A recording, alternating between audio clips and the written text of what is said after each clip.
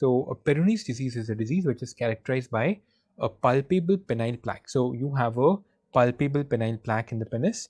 The patient is having an erectile dysfunction. The patient is having pain on erection and the penile deformity.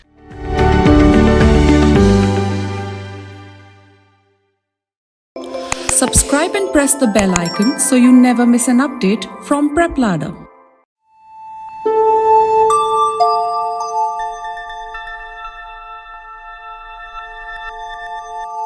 Now moving on, and let's talk about the Peyronie's disease. Now what is this Peyronie's disease? So a Peyronie's disease is a disease which is characterized by a palpable penile plaque. So you have a palpable penile plaque in the penis.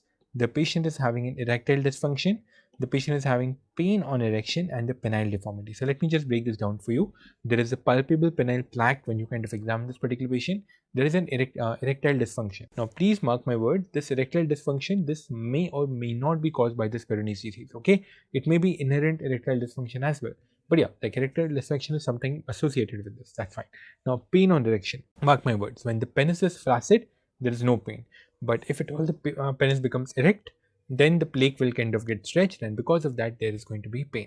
And then penile deformity, so yeah, you have the curvature of the penis, right? These are the four characteristic features of the Peyronie's disease. So as you can see over here, the patient's penis is kind of rotating dorsally, okay? The patient is having a dorsal curvature, that is what the patient is suffering from your Peyronie's disease.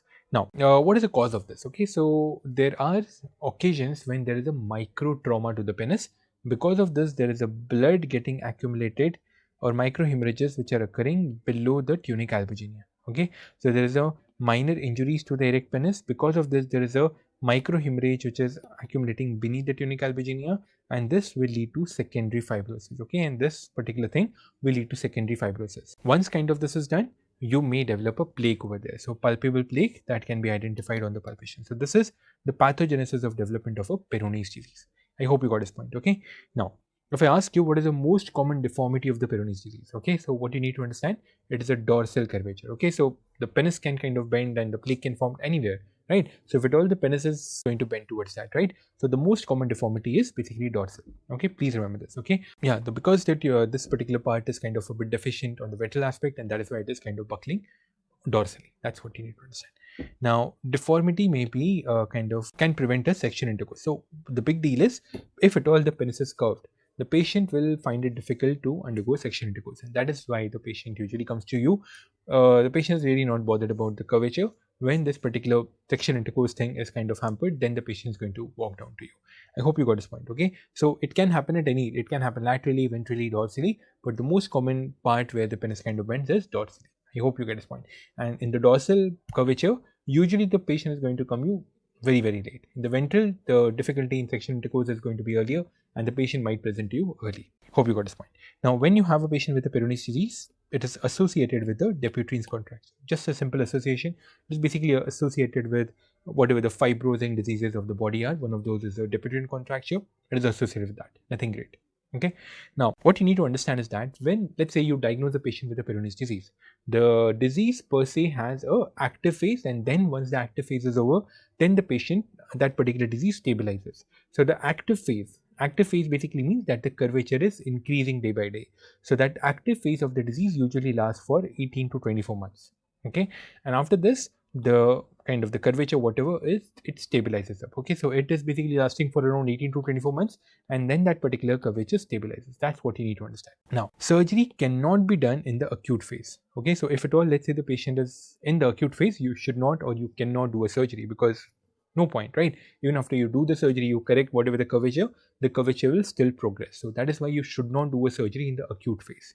You have to wait at least 6 months. Okay, at least 6 months of the stabilized phase should be there, and only then you can operate on this particular patient. 6 months of the stabilization should be there. Now, when we break the management of the Peyronie's disease, if at all, let's say it is in an acute phase, obviously we don't treat it, you just kind of go ahead with the conservative management or the observation.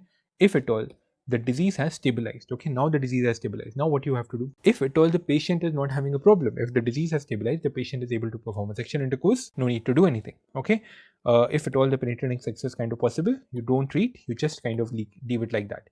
But if at all, let's say the patient is having a trouble in the penetrative intercourse or something, then you can go ahead with the surgery. Okay, I hope you get this point. So yeah, this is how you can manage a patient with a Peyronie's disease. Now, only one surgery which is mentioned in your 11 is Nesbitt's procedure. What you basically do is there's a plication procedure. So you basically try to make the penis a bit erect. That's how you basically do it. The drawback of this Nesbitt's is that it is associated with the loss of length. Okay, so you should counsel the patient beforehand. Two things. Okay, you need to counsel the patient two things. If at all in the pre-operative period, the patient is erectile dysfunction. Okay, so what you basically do, you give the patients PDE5 inhibitors, and if at all with that, if at all the erection occurs, that's great. You can go ahead with the surgery, and probably post-operatively the patient can still take PDE5 inhibitors and the erection will occur. But in the pre-operative period, if you give the PDE5 inhibitors and still the erection is not happening, then you need to tell that even when we do the surgery, the chances that your erection will come back is very, very less. Okay, that is the first thing. Another thing is, in this particular thing, the length of the penis is going to get a bit smaller. So these two things you need to counsel this particular patient on. I hope you are able to understand this point. So that is all about the Peyronie's disease, which you need to understand. Okay, now this is an image which you should know. This is basically depicting a penile calcification. I told you that there is a plaque. Sometimes in that plaque, calcification can also occur. So if you perform an X-ray, that is how the penis is going to look to you. Okay, so penile calcification in the Peyronie's disease.